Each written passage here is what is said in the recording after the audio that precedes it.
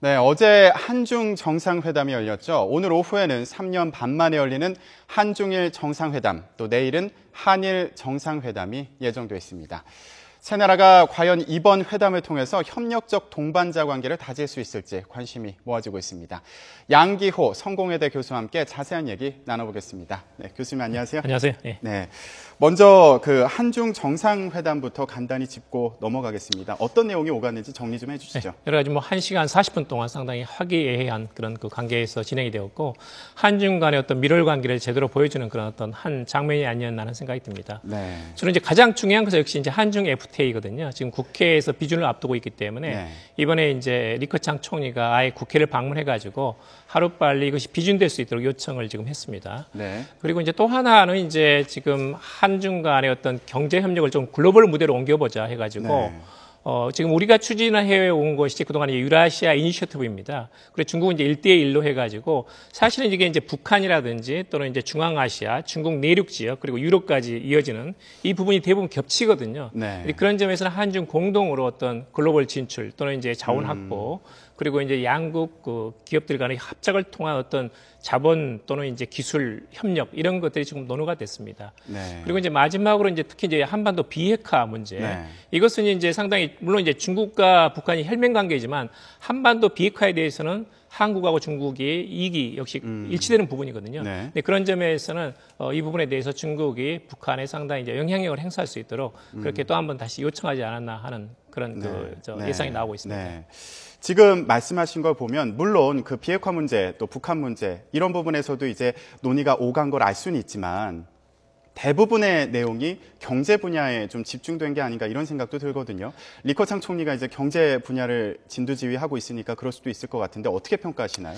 네, 맞습니다. 이제 리커창 총리 자신이 이제 베이징 대학의 경제학 박사 출신이고 국내에서 이제 경제를 총괄 담당하는 총 책임자입니다. 그리고 이제 한중 FTA가 역시 코앞에 있다 보니까 아무래도 이제 경제 문제가 좀 집중이 맞춰졌다고 봅니다만은 저는 이제 전반적으로 이제 박근혜 외교가 상당히 이제 실용주의적으로 돌아섰다라는 생각이 듭니다. 그러니까 초반에 내세웠던 한반도 신뢰 프로세스 그리고 유라시아 이니셔티브 그리고 동북아 평화구 상황이 사실 임기 중반기에 오기까지 별 어떤 성과를 거두지를 못했거든요.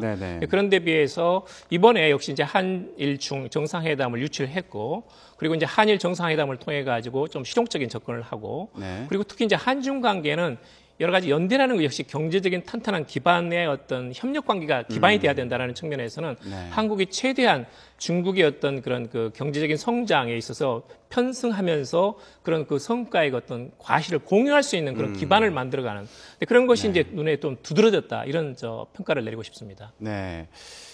그러니까 협상 내용을 보면 그 회담에서 오간 내용을 보면 상당히 뭔가 우호적인 그런 느낌이 맞습니다. 많이 들거든요. 그리고 실제로 만찬도 같이 했죠. 화기애애한 모습을 연출한 걸로 그렇게 이제 얘기가 나오고 있는데 반면에 일본과도 이제 정상회담이 예정돼 있지만 오찬이 예정돼 있지 않습니다. 이런 걸 보면 좀 상반되는 그런 느낌이 들거든요. 어떻게 보시나요? 아마도 이제 한중 관계 현주소하고 이제 냉각된 한일 관계 현주소를 굉장히 대조적으로 서로 잘 보여주고 있다 이런 생각이 듭니다.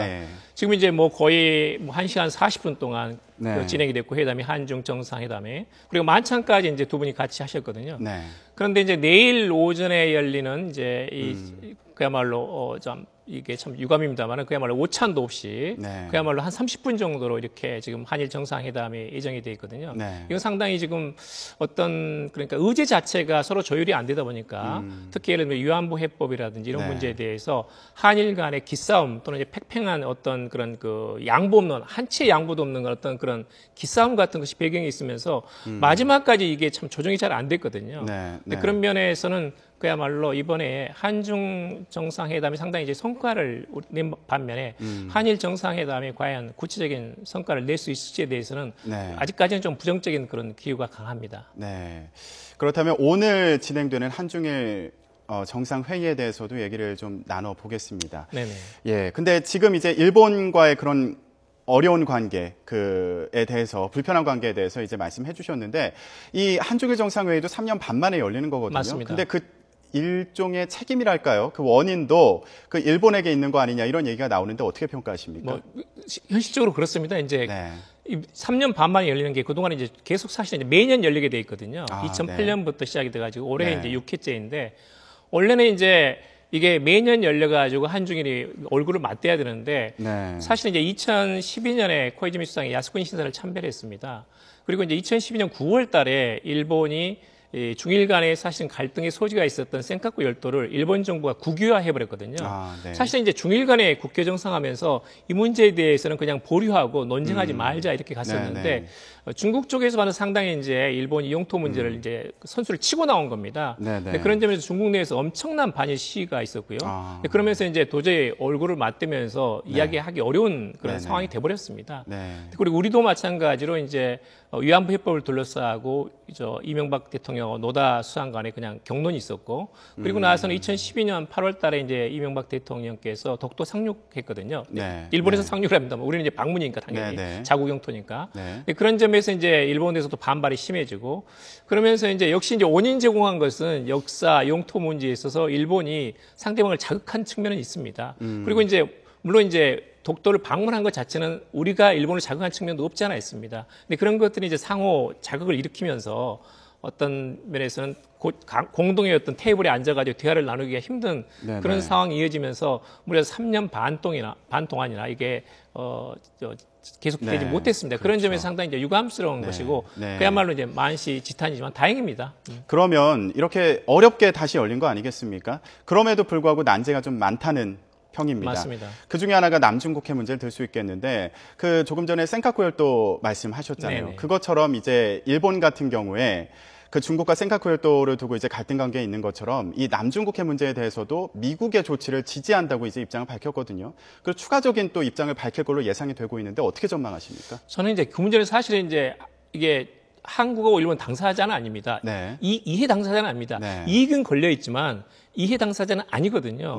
직접적인 이해 당사자는 미국과 중국 그리고 이제 직접 도서 분쟁을 벌이고 있는 필리핀하고 그리고 베트남입니다. 그러니까 이건 다자적인 그 협조 체제를 통해 가지고 이 문제를 국제 규범을 준수하도록 하고 그리고 평화리에 해결한다라는 것에 대해서 지난 20년간 계속 진행이 되어 왔던 문제입니다. 그런데 이제 중국이 일방적으로 인공섬을 만들고 군사기지를 설치하면서 인도양과 태평양을 잇는 이 지점으로 중국이 해양 진출을 하려니까 지금 미일 공동으로 이것을 막고 있는 그런 상황이거든요. 그런 점에서는 일본도 한국도 물론 이제 중요한 길목이긴 합니다만은 직접 이해가 걸려 있는 문제는 아니거든요. 이것은 이익을 공유할 수 있는 문제이기 때문에 한중일 정상회담에서 이걸 가지고 얼굴을 붉히면서 언쟁할 그런 사안은 아닙니다. 지금은 일단은 미국의 입장뿐만 아니라 누가 봐도 이것은 중국이 지나친 측면이 있기 때문에 이 부분에 대해서 국제 규범을 준수하고 이 문제를 평화적으로 해결하자는 원칙선에서 입장을 표명하고 그래서 조금 강조하는 수준에서 아마 그칠 거라고 봅니다. 이 문제 자체가 중요한 의제가 되리라고는 생각하지 않습니다. 하지만 중요하진 않다고 말씀하셨지만 우리 정부에는 굉장히 어려운 사안으로 보이거든요. 그러니까 뭐 가시방석에 있는 거 아니냐, 우리가 외교 시험대에 오르는 거 아니냐 이런 평가가 있습니다. 그러니까 일본 같은 경우는 이제 뭐 미국을 지지한다고 밝혔지만 우리 외교부에서 발표한 내용을 보면은 좀 지금 말씀하신 것처럼 평화적으로 해결해야 된다 이 정도 수준이거든요. 예를 들면 한미 중 이렇게 삼국에 앉아가지고 그 문제가 논쟁이 된다면 한국은 가시방석이겠지만 지금은 이제 일본, 중국, 한국이 다시 만나가지고 삼자 간의 대화를 복원하자는 의미에서 만난 거니까요. 그 문제를 일부러 들고 나와가지고 뭐 이렇게 모처럼 다시 만났는데 이걸 이제 판을 깨는 행위는 그 누가 하든지 그건 바람직하지 않습니다. 만약에 아베 수상이 그것을 강하게 어필한다면 그것은 좀 저는 이제 적절하지 못하다 이런 생각이 듭니다. 지금 그 문제는 이제 그렇게 평가하셨지만 또 우리에게 중요한 문제가 또 있지 않습니까? 그 위안부 문제 같은 경우에는 박근혜 대통령이 정상회담의 어떤 전제 조건으로 제시를 하기도 했고 올해 안에 해결해야 된다고 이제 그 맞습니다. 일본 언론과 인터뷰에서 얘기하기도 했습니다. 이 문제는 좀 어떻게 전망하십니까? 좀 어렵다고 봅니다. 이제 사실은 이제 일본 측에서 이 문제를 의제로 올리지 말자고 계속 요구를 했거든요. 우리는 그건 말이 안 된다. 지금 모든 장관급 회담이 다 열리고 있고 왜 그러면 지금까지 한일 간의 정상회담이 무려 3년 반 동안 못 열렸느냐. 그건 뭐 당연하거든요. 그건 위안부 해법이 한일 간에 합의를 못했기 때문에 열리지 못한 겁니다. 그래서 만약에 이 문제를 의제로 올리지 않는다면 정상회담 없다. 이렇게 한국 측에서 나간 겁니다. 그래서 그것을 이제 일본이 겨우 수용을 해가지고 이 문제를 의제로 올리되 사실은 이제 이 문제의 마지막까지 지금 내일 아마 오전까지라도 회담이 열리기 직전까지 말하자면 상호간에 조율을 할 겁니다. 네. 그렇지만 어떤 구체적인 해법을 도출하기는 참 기대 난망이다. 기대하기 어렵다라는 것입니다. 그러면 뭔가 구체적으로 뭐 아베 총리가 뭐 그런 관련 발언, 사과의 발언을 한다거나 어떤 행동을 보여주거나 이런 건 기대하기 어렵다고 저는 어렵다고 봅니다. 거죠? 이제 사실은 코이즈미 수상 같은 경우에도 야스쿠니 신사를 참배하고 상당히 우파적인 정치가 있지만 이 위안부 문제에 대해서는 나름대로 이제 역사 자료관을 만든다든지 계속 이제 그 진행이 되었습니다. 위안부를 위한 여러 가지 그런 일본 국내 조치라는 것이. 그런데 위안부의 강제 연행은 없었다라고 2007년 7월에 아베 1차 내각에서 본인이 각오 결정을 했거든요. 그리고 이 문제에 대해서는 일본은 할 만큼 했다라든지 이 문제를 외교적인 쟁점으로 삼는 것은 적절하지 못하다고 계속 이야기를 하고 있습니다. 그러니까 이제 그런 면에서는 보면 이 위안부 해법에 대해서는 아베 정권이 굉장히 완강하거든요. 그렇다면 그 3월달 외교장관 그 회담에서 보면 과거를 직시하고 미래로 나아간다. 이제 이런 문구가 있었거든요. 근데 이게 결국에는 일본의 그런 과거사 문제를 지적을 하는 거다라고 맞습니다. 얘기를 하고 있습니다. 근데 위안부 문제는 이제 그 한 부분인 거고 전체적으로 그 과거사 문제 관련해서 그 공동 성명에 어느 정도 선의 내용이 들어갈 걸로 전망하시나요?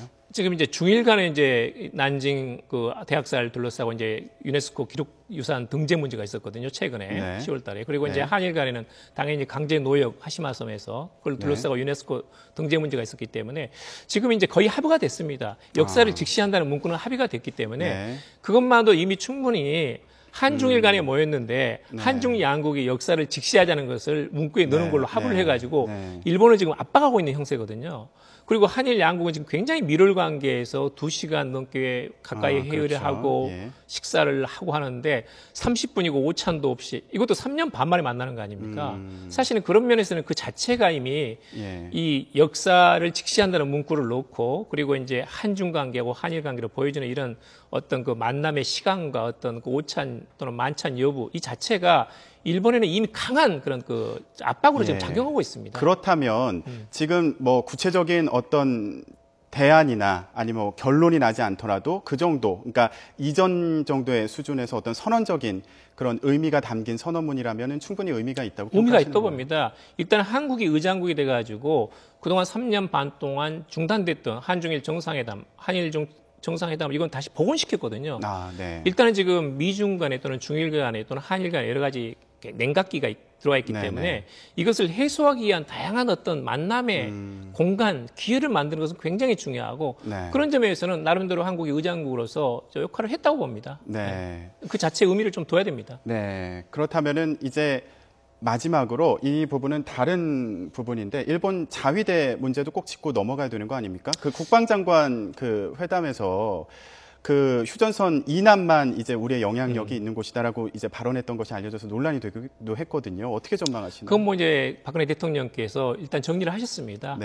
한반도에 있는 모든 그런 그 자위대 진입이라든지 모든 문제는 최종 군수 통수권자인 본인이 결정할 문제다라고 일단 정리를 했기 때문에 더 이상 저는 논란의 여지는 없고 그런데 이제 일본은 이건 뭐냐면 현실적인 북한이 있고 그리고 이제 일본도 이제 북일 국교 정상화도 지금 추진하고 있고 그리고 이제 남북한 간에 1991년에 유엔 동시 가입이 있거든요. 근데 실존하는 국가인 것은 분명합니다. 근데 그런 면에서는 이제 일본 측은 나름대로 이런 국제법 또는 현실주의 속에서 북한의 실체라는 것을 인정해야 된다는 입장이기 때문에 그건 그 나름대로 언론이라고 봅니다. 그런데 그것이 이제 어떤 한반도 유사시의 어떤 일본 자위대의 북한 진입이라든지 이렇게 가지고 시나리오를 너무 그리면서 그 문제를 지금 먼저 선제적으로 이야기하는 것은 좀 앞서가는 겁니다. 우리는 원칙론으로 그걸 밝히면 되는 것이고 그 문제는 구체적으로는 한미일 간의 안보협력 과정을 통해 가지고 대화를 나누면서 서로 의견 교환을 하면 될 문제입니다.